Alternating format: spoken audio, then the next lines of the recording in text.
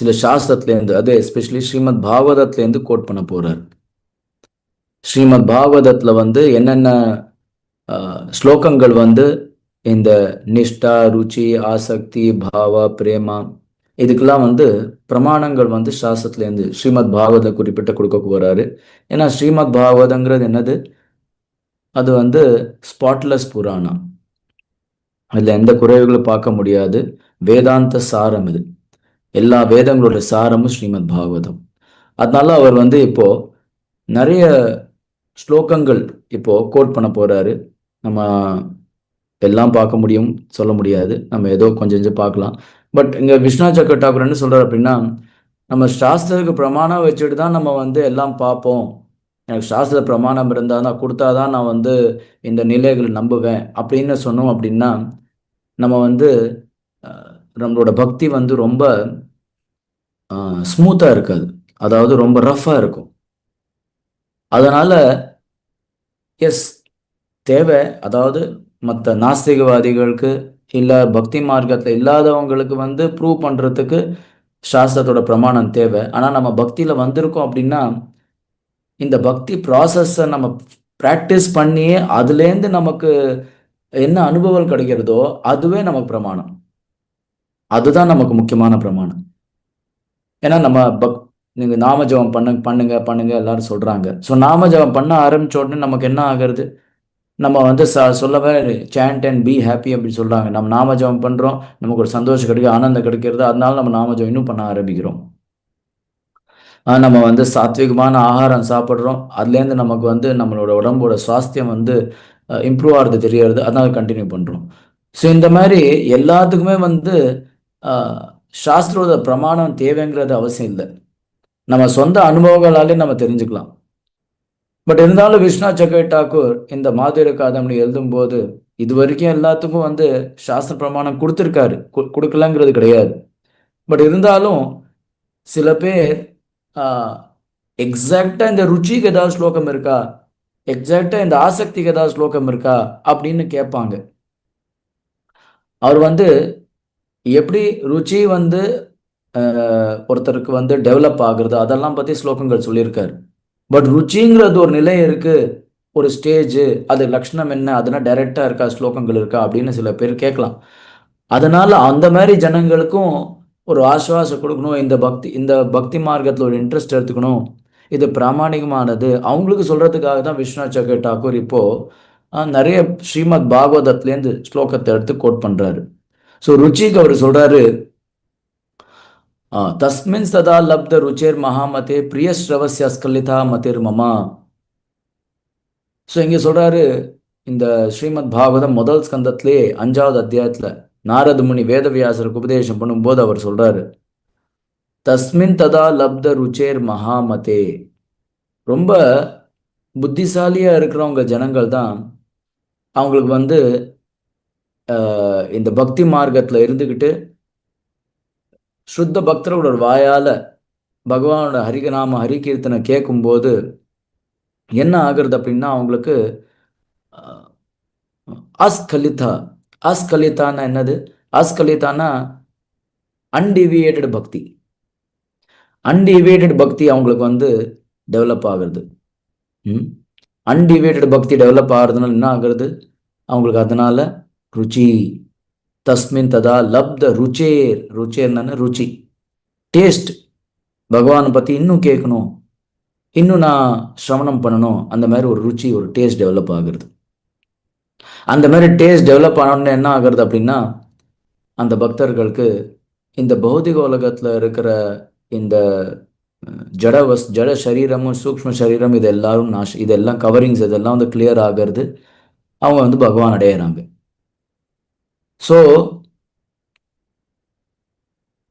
மகாபாகவதர்கிட்டேருந்து இந்த மாதிரி ஸ்ரவணம் பண்ணுறது, சுத்த பக்தர்கிட்டேருந்து ஸ்ரவணம் பண்ணுறது என்ன பண்ணுறது, நம்ம பௌதிக ஆசைகளை கம்ப்ளீட்டாக நாசம் பண்ணி பகவானோட ஹரிகதா ஹரிநாமத்தில் ருச்சிங்கிறது டேஸ்ட்டுங்கிறது டெவலப் பண்ணுறது. அது இந்த ஸ்லோகத்தில் சொல்கிறாங்க. ஸோ ருச்சிக்கு அவர் முதல் ஸ்கந்தத்தில் 5வது அத்தியாயத்துலேருந்து ஸ்லோகத்தை ரெஃபர் பண்ணுறாரு அவர். அதுக்கப்புறம் ஆசக்தி அவர் சொல்கிறாரு, 5வது அத்தியாயத்துல, அதே முதல் ஸ்கந்தத்துல, சாரி, 3வது ஸ்கந்தத்துல 25வது அத்தியாயத்துல 15வது ஸ்லோகத்துலன்னு சொல்றாரு, குணேஷு சக்தம் பத்தாய ரதாம் வா பும்சி முக்தையே. ஸோ இந்த ஸ்லோகத்துல என்ன சொல்றாரு அப்படின்னா, பேசிக்கா நம்ம இந்த பௌதிக உலகத்துல பந்தனத்துக்கு காரணம் என்ன அப்படின்னா, நம்ம குணத்தோட ஆசக்தியா இருக்கும். சத்துவகுணம், ரஜோகுணம், தமோ குணங்கள் என்ன பண்றது, நம்மள இந்த பௌதிக உலகத்துல பைண்ட் பண்றது, பந்தனத்துல நம்மள பைண்ட் பண்றது.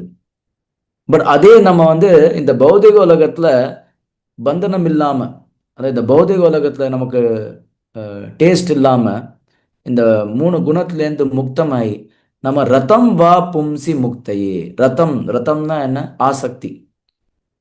இந்த இடத்துல ரத்தம்னா ஆசக்தி. ரத்தம் வா பும்சி, ரத்தம் அந்த ஆசக்தி யாழ் மேல இருக்கணும்.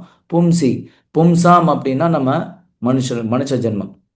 உலகத்திற்கெல்லாம் தாயாகவும் தந்தையாகவும் இருக்கக்கூடிய நம்முடைய பெருமாளும் பிராட்டியும் சேர்ந்திருந்து பக்தர்கள் நம் அனைவரையும் அனுகிரகம் செய்யும் திருநன்னாள் இது. அதனால்தான் இதற்கு சரணாகதி திருநன்னாள் என்பதாக பெயர். ஆமா, ஸ்ரீரங்கத்துல பெருமாள் அந்த பிரணய கழகம்னு சொல்லுவா, மட்டை அடி அப்படி சொல்லுவா. அது ரொம்ப வேடிக்கையா இருக்கும். அதெல்லாம் ஒரு ஃபன், அதெல்லாம் தான் ஃபன். அதாவது பெருமாள் எங்கேயோ போயிட்டு வந்துட்டார், அது அசோஷியல் எல்லா இடத்துலையும் நடக்கிறது தானே. கொஞ்சம் வர டயத்தில் வரேன்னு சொல்ல, வெளில போகலாம், ரெடியாரு, நான் அழிச்சுன்னு போறேன்னு சொல்லிட்டு லேட்டாக வந்தா அவளுடைய கோபத்தை அவள் காமிப்பாள் இல்லையோ. அந்த மாதிரி பெருமாள் லேட்டாக வருவார், தாயாருக்கு கோபம் வரும், அதனால தாயார் சைட்லேருந்து கதவை சாத்திடுவா. அப்புறம் பெருமாள் உள்ள வரக்கூடாதுக்கோசரம் பூப்பந்தாலையும் வெண்ணையால் அடிப்பா. இதெல்லாம் அடிக்கச்சே கூட ஒரு நளினம், ஒரு அழகு இருக்கு பாருங்க. பூப்பந்து, வெண்ணெய் அதெல்லாம் போட்டு அடிப்பா. அப்புறம் ஒரு வழியா நம்மாழ்வார் கன்வின்ஸ் பண்ணி பெருமாளும் தாயாரும் உள்ளே எழுந்துடி. அந்த பங்குனி உத்திர மண்டபம்னு இருக்கும் தாயார் சன்னதிக்குள்ள, அன்னைக்கு பெருமாள் எழுந்துடுவார். பங்குனி உத்திர மண்டபம்னு பெரிய மண்டபம், நல்ல ஒரு லார்ஜ் கேதரிங். அந்த காலத்துல பிளான் பண்ணி கட்டிருக்கான். ஆயிரக்கணக்கான மக்கள் வந்தாலும் அவளுக்கு விஷன் அதுல டிஸ்டர்ப் ஆகக்கூடாது அப்படின்றதுக்கோசரம் அந்த காலத்துல பார்த்து கட்டிருக்கான். அப்பேற்பட்டதான அந்த பிரம்மாண்டமான அந்த மண்டபத்துல, தங்கமயமான மண்டபத்துல, இந்த பிரணவாகார விமானம் மாதிரி இருக்கக்கூடிய அந்த மண்டபத்துக்குள்ள ரங்கநாத பெருமாளும் ரங்கநாயகி தாயாரும் சேர்ந்து எழுந்தடி இருப்பார்கள். அப்போதான் பகவத் ராமானுஜர் இந்த சரணாகதி பண்ணினார், சரணாகதி கத்தியத்தை அருளி செய்தார் என்பது ஒரு பெரிய முக்கியமான ஒரு செய்தி. இது குறித்து பல அரிய தகவல்களை நாம மக்களுக்கு சொல்லணும். இப்ப என்ன அப்படின்னா, நானே பலமுறை நம்முடைய நிகழ்ச்சியிலேயே நான் ஆட்சேபம் பண்ணிருக்கேன், ராமானுஜரை தயவு செஞ்சு திருக்கோட்டியூர் கோபுரத்துலேருந்து இறக்கிடுங்க. எப்போ பார்த்தாலும் ராமானுஜர் கோபுரத்து மேலே கோவினார் சொல்லாதீங்கன்னு நான் அடிக்கடி சொல்லியிருக்கேன், ஞாபகம் இருக்குல்ல. அப்போ ராமானுஜருக்கு மனித பண்பு இல்லையா, உலகத்துல எல்லாரும் நற்கதி அடைய வேண்டும் என்பதான எண்ணம் ராமானுஜருக்கு இல்லையான்றதால ஒரு கேள்வி வரும். அதுக்கு தான் பதில் இங்க. ஒரு பங்குனி உத்திர திருநன்னாளில் பெருமாளும் தாயாரும் சேர்த்தி உற்சவம் கண்டுகொள்ளக்கூடிய சமயத்துல ராமானுஜர் சேவிக்கிறார். நீங்க ஒரு மனக்கண்ணால் ஒரு இமேஜின் பண்ணிக்கோங்க. முடிந்தால் பாதை காட்டிய பங்குனி உத்திரம் என்பதான ஒரு ஷார்ட் பிலிம் ஒன்று நான் பண்ணியிருக்கேன், நானே ராமானுஜர் நடிச்சிருக்கேன். நீங்க ஒரு அதை இமேஜின் பண்ணி பாருங்க. ஒரு ஆயிரக்கணக்கான மக்கள் ராமானுஜருடைய காலத்துல என்ன ஒரு ஒழுங்கு, என்ன ஒரு கட்டுப்பாடு, என்ன ஒரு பக்தி சத்த, ராமானுஜர் பேர்ல அவர்களுக்கு இருக்கக்கூடிய மதிப்பு மரியாதை எத்தகையது. ராமானுஜர் வர பெருமாளை தாயார சேவிக்கிற, பெருமாளை தாயாரம் பேசுறா அவர்கிட்ட, அம்மா பேசுவா இல்லையா. பெருமாளும் தாயாரும் ராமானுஜர்கிட்ட அப்படி கொஞ்சம் பேசுறான். அப்ப ராமானுஜர் பார்த்தாரு, இவ்வளவு ஜனங்களுக்கு நற்கதி கிடைக்கணுமே, இவ அத்தனை பேரும் முய்ந்து போக வேண்டுமே என்பதற்காக அவர்களுக்காக இந்த இடத்துலதான் சரணாகதி பண்றாரு. உலகம் முய்ந்து போக வேண்டும், உலகத்தில் உள்ள எல்லோருக்கும் மோட்சம் கிடைக்க வேண்டும் என்னும் கருணை ராமானுஜனாக, ராமானுஜன் இந்த சரணாகதி தத்துவத்தை வெளிப்படுத்தின இடம், நாள் ஒரு பங்குனி உத்திர திருநன்னாளில் லக்ஷ்மிபதேர் யதிபதேஷ்ச தயைகதாம்னா, லக்ஷ்மிபதியும் யதிபதியும் சேர்ந்திருந்ததான ஒரு சமயம் அது. அந்த சமயத்தில் தான் கத்யத்ரயம் என்பதாக அருளி செய்தார் சுவாமி ராமானுஜர். பகவன் நாராயணாபிமதானுரூப ஸ்வரூப ரூபகுண விபவைஸ்வர்ய ஷீலாத்யனவதிக அதிசய அசங்கேய கல்யாண குணகணாம் நித்யானபாயினீம் தேவதேவ திவ்ய மகிஷீம். அப்படியே ஆரம்பிக்கிறார், பிராட்டியிலிருந்து ஆரம்பிக்கிறார். அப்படியே நிரர்களமா பகவன் நாராயணாபிமதானுரூப ஸ்வரூப ரூப குண விபவ ஐஸ்வர்ய ஷீலாத்யனவதிக அசங்கேய கல்யாண குணகணாம். எம்பெருமான் எப்படி இருக்கானோ அந்த எம்பெருமானுக்கு எல்லா விதத்துல மேட் ஃபார் ஈச் அதர் இல்லையோ, அதெல்லாம் ஆரம்பிக்கிற ராமானுஜர். ஒரு கப்பல் பார்த்த உடனே மேட் ஃபார் ஈச் அதர் சொல்ல மாட்டானா? நீ பாரு இந்த ஜோடி பொருத்த பாரு, எவ்வளவு அழகா ஜோடி பொருத்த பாரு, இவனுக்கு தான் இவன் அமைஞ்சிருக்கான் அவனுக்கு தான் இவன் அமைஞ்சிருக்கான்னு சொல்றோமோ இல்லையோ. அவனோட சொரூப ரூப குண விபவ ஐஸ்வர்ய ஷீலாதி அனவதிக அசங்கேய கல்யாணம் எல்லாம் பகவன் நாராயண அனுரூபம்.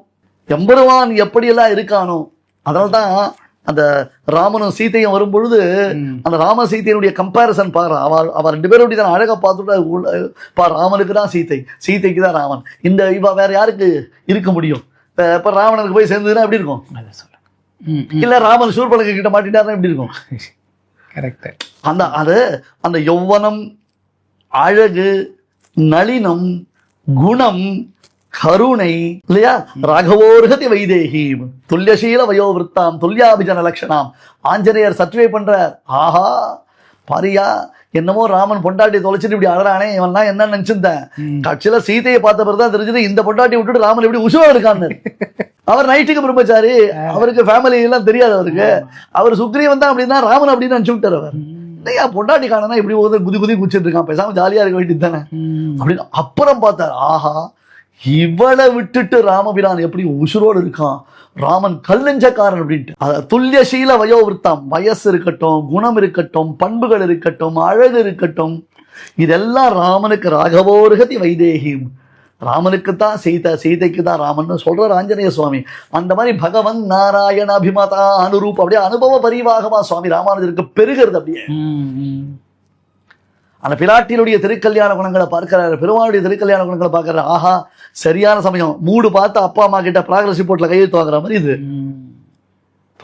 அண்ட் இன்ஃபேக்ட் ப்ராக்ரஸ் ரிப்போர்ட்ல நம்ம ப்ராக்ரஸ் எப்படி இருக்குன்னு நமக்கு தெரியும்.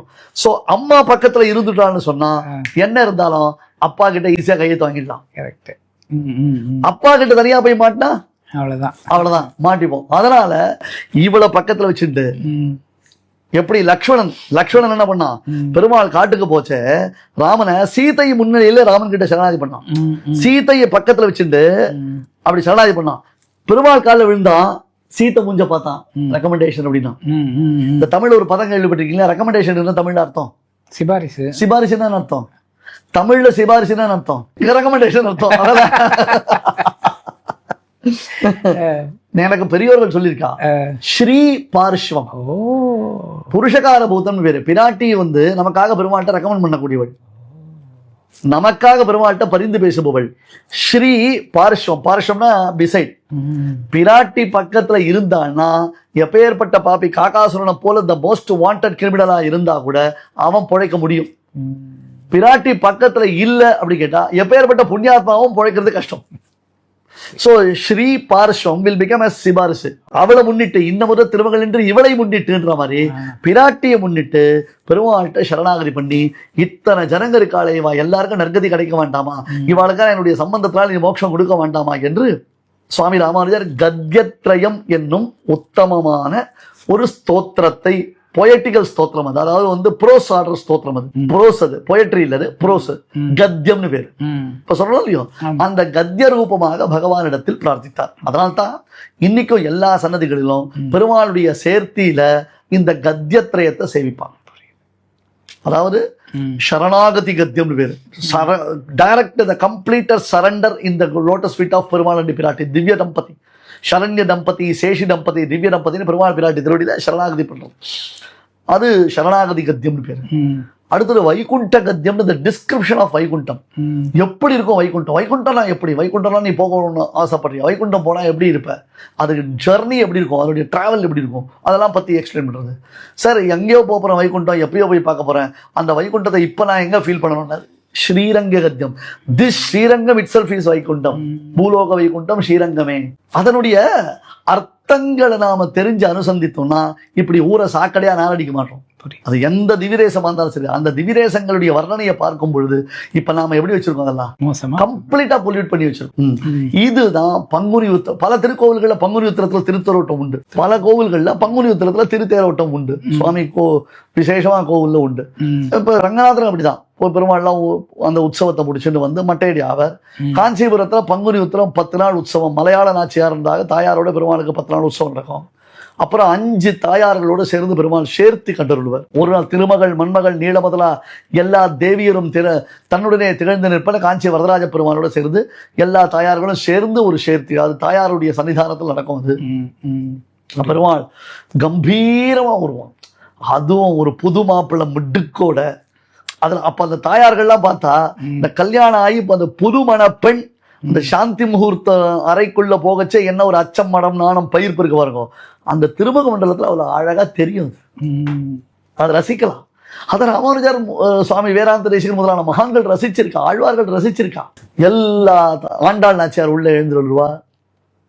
நம்ம ஸ்ரீவில்லிபுத்தூர்ல பெரிய உற்சவங்கள் உண்டு, பங்குனி உத்திரத்துக்கு பெரிய உற்சவங்கள் உண்டு. பல கோவில்கள்ல இந்த பிரம்மோத்சவம்ன்றது மாசி மாசத்துல பிரம்மோத்சவம் ஆரம்பிச்சிடும். மாசி மாசம் ஆரம்பிச்சதுல ஆணி மாசம் வரலும் பிரம்மோத்சவம் கண்டினியூஸா ஒவ்வொரு கோவில்ல ஒரு மாசம் உற்சவம்னு சொல்றோம். அந்த மாதிரி ஆணி வரலும் உற்சவங்கள் போயிட்டு இருக்கும். ஸோ இதை பங்குனி உத்திரத்தை பேஸ் பண்ணி அன்னைக்கு தீர்த்தவாரி திருநாளா. ஏன்னா உத்திரம்ன்றது தாயாருடைய நட்சத்திரம். இந்த உத்திரத்தினுடைய விசேஷம் என்ன அப்படி கேட்டா, பங்குனி உத்திரத்தன்று தான் தேவர்களும் அசுரர்களும் பார்க்கடலை கடைந்தார்கள். அந்த பங்குனி உத்திரத்தை அன்னைக்கு தான் அமுதில் வரும் பெண்ணமுது இன்னமுதான நம்ம 6வது ஒய்ஃப் பிராட்டி அவதாரம் பண்ணினான். அவன் 6வது, இவன் மிஸ்ஸஸ் 6வது. அமுதில் வரும் பெண்ணமுது இல்லையா? ஆனா பங்குனி உத்திர திருநாள் அன்றுதான் பிராட்டினுடைய ஆவிர்பாவம். அன்னைக்கே பிராட்டிக்கு சர்வலோகேஸ்வரியாக பட்டாபிஷேகம், அன்னைக்கே பிராட்டிக்கும் பெருமாளுக்கும் கடற்கரையில் கல்யாணம் என்று. அதனால பங்குனி உத்திரத்தினுடைய விசேஷத்தை சொல்லுவான். இன்னொன்னு ஸ்ரீரங்கத்துல அந்த பங்குனி உத்திர திருநாள்ல தான் கம்பர் நாதமணிகள் முன்னிலையில் ராமாயணத்தை அரங்கேற்றம் செய்தார் என்பதாக சொல்லுவதும் உண்டு. இந்த மாதிரி பங்குனி உத்திரத்துக்கு பல கருத்துக்கள் சொல்லப்படுகின்றன. அமிர்தம் வந்த நாள் அன்னைக்குதான் பிராட்டியே வந்தாச்சு, அமுதில் வரும் பெண்ணமுது. அப்புறம் இந்த அமிர்தத்தை பத்தி நமக்கு என்ன கதை? இந்த அமுதம் 6ஆம் அமுதம். இதெல்லாம் யோசிச்சுதான் ராமானுஜர் என்ன பண்ணார், உத்திர திருநாள்ல பெருமாள்கிட்ட கேட்ட உடனே பெருமாள் உத்தரம் அருளி செய்தான். உத்தரம்னா ஆன்சர். அஸ்துதே தயைவ சர்வம் சம்பத்சதே. பெருமாளும் பிராட்டி அனுகிரகம் பண்ணா, நீ என்ன விரும்புறியோ கவலையப்படாத, இவ அத்தனை பேருக்கு மோட்சம் தானே கொடுக்குறேன்ட்டாவான். அப்போ இந்த மோட்சம் உலகத்துல எல்லாருக்கும் வேணும்னு ராமானுஜர் ஆசைப்பட்ட கான்செப்டை பத்தி நாம போக்கஸ் பண்ணி பேச வேண்டிய நாள் இது. பங்குனி உத்திரம். கோபுரம் இல்ல, ஓகே, பங்குனி உத்திரம். ராமானுஜரை கோபுரத்திலிருந்து இறக்கவும் அங்க நடந்த விஷயம் வேற, அதனுடைய ஹாப்பனிங்ஸ் வேற. அதனுடைய விஷயம் என்னது, அது அப்புறம் திருக்கோட்டியூர்ல சில விஷயங்கள் நடந்தன, சம்பவங்கள் நடந்தன, அது வேற. ஆனால் ராமானுஜருடைய கருணைக்கும் பகவானுடைய திவ்ய கிருபைக்கும் நாம் எல்லோரும் உஜ்ஜீவித்து உயிர்ந்து போவதற்கு காரணம் என்னன்னா இந்த பங்குனி உத்திர திருநாள். அதனாலதான் எல்லாருக்கும் முக்கியம். அன்னைக்கெல்லாம் கல்யாணம் தான். எங்க வீட்டுல எல்லாம் அன்னைக்கு பங்குனி உத்திர தண்ணிக்கு வர பருப்பு பாயசத்தோட ரொம்ப விசேஷமாக கொண்டாடி சுவாமிக்கு காலத்துல விசேஷம் நாம தான் சாப்பிட போறோம். சரியா? ஆனா அபிஷேகங்கள் நடக்கும், எல்லாம் நடக்கும். கோவில்கள்ல திருக்கல்யாண உற்சவம் பண்ணுவா, ரொம்ப கிராண்டா திருக்கல்யாண உற்சவம் பண்ணுவா. பெருமாளுக்கு தாயாருக்கும் திருக்கல்யாண உற்சவம் பண்ணுவா. அது ஒரு ஃபன், ஒரு ஜாலி. பெருமாளுக்கு தாயாருக்கும் கல்யாண உற்சவம். ஸ்ரீரங்கத்துல அந்த மட்டையடி வேடிக்கை இருக்கும், பச்சக்கு பச்சக்கு அடிப்பா அந்த வெண்ணைய மேல, பின்ன கள்ள தூக்கி அடிப்பா. அது ஒரு ஊடல் இல்லையா? சந்தோஷம். கணவன் மனைவிக்குள்ள வரக்கூடியதான ஊடல், அது பிரேமையினுடைய வெளிப்பாடு இல்ல. அப்புறம் கன்வின்ஸ் ஆகி அவன் 2 பேரும் எழுந்துடுவது, சேர்ந்து எழுந்துடுவது ஒரு அழகு. அந்த பெரிய மண்டபம் அது பாத்தீங்கன்னா அது அந்த ஆம்பியன்ஸே பியூட்டிஃபுல்லா இருக்கும். அது ஒரு மாதிரி ஒரு வைப்பை கிரியேட் பண்ணக்கூடிய ஆம்பியன்ஸ். அப்படியே ஜனங்க கொச்ச கொச்ச கொச்ச கொச்ச உருவா. பலாப்பழத்துல ஈ மேய்க்கிறதுன்றாலும் இல்லையோ, மாதிரி ரங்கநாதன் தாயார தான் பலாப்பழம், மத்த ஈலா நாம தான். அப்படியே விழுந்து போய்ப்பா. நாம இப்ப போய் சேவிக்கச்சு அங்க ராமானுஜர் இருக்கிறதா நம்ம நினைச்சுக்க வேண்டியதுதான். இதுதான் அந்த பங்குனி உத்திரத்துடைய அத்தியந்த விசேஷமானது. பெருமாள் தாயார் திருக்கல்யாணம். நம்ம பாத்துல ஒரு புதுசா ஒரு கல்யாணம் பண்றோம்னா நம்ம எப்படி கொண்டாடுவோம்? நம்மளது எல்லாமே எல்லா ஃபெஸ்டிவலுமே தெய்வத்தை சார்ந்ததான ஃபெஸ்டிவல்ஸ். எந்த புறப்பாடுனாலும் தாயார் தான் முன்னாடி செல்வார், பெருமாள் பின்னாடி தான் போவார். தளிகை நிவேதனம் பிரசாதம் சமர்ப்பித்தல்னா முதல்ல தாயாருக்கு, அப்புறம் தான் பெருமாளுக்கு. இந்த மாதிரி எல்லாத்துலேயுமே தாயாருக்குத்தான் முக்கியத்துவம். எல்லாவற்றுக்கும் மேலாக பொதுவாக சோழ நாட்டு திவ்ய தேசங்கள்ல கோவில் சாவின்னு ஒன்று பெருமாள் இடுப்புல தொங்கும். அதாவது இந்த நிர்வாகத்தை எல்லாம் பகவான் கவனிக்கிறார் என்பதற்கு ஒரு அடையாளம். ஆனால் நாச்சியார் கோவில்ல அந்த கோவில் சாவி தாயார் இடுப்புல இருக்கும். ஏன்னா மொத்த நிர்வாகத்தையும் தாயார்கிட்ட கொடுத்துட்டாராம். இதை அழகாக நம் ஆச்சாரியர்கள் பெண்ணரசு நாடு என்றே சொல்வார்கள். தாயார் தான் ராஜ்யம் செய்கிறாள், அந்த தாயாரோட ராஜ்யத்துக்கு உட்பட்டுத்தான் பெருமாள் இருக்காராம். அர்ச்சக சுவாமிகள் இதை ரசித்து சொல்வார்கள். என்னன்னா, கலியுகத்தில் வரப்போற ஆண்கள்லாம் மனைவி பேச்சை கேட்டு தான் நடக்க போறாங்க. அதனால அதுக்கு முன்னோடியா நானே என் மனைவிக்கு முக்கியத்துவம் தருகிறேன். ஏன்னா என்ன தருந்தாலும் மனைவிக்கு முக்கியத்துவம் தர வேண்டும். உத்திரத்தில் பிள்ளை பெற்றால் உரியில் சோறுன்னு ஒரு பழமொழி இருக்கு, தெரியுமா உங்களுக்கு? கேள்விப்பட்டிருக்கிறீங்களா? உத்திரத்தில் பிள்ளை பெற்றால் உரியில் சோறு. உங்களுக்கு உத்திர நட்சத்திரத்தில் ஒரு குழந்தை பிறந்திருந்ததுன்னா நீங்கள் சாப்பாட்டுக்கு கவலையே பட வேணாம். கடைசி காலம் எப்படி இருக்கும்னு நினைக்கவே வேணாம். அது ஆணோ பெண்ணோ அந்த குழந்தை உங்களை நல்லா பார்த்துக்கும். அதனால தான் உத்திரத்தில் பிள்ளை பெற்றால் உரியில் சோறுன்னாங்க. அவ்வளவு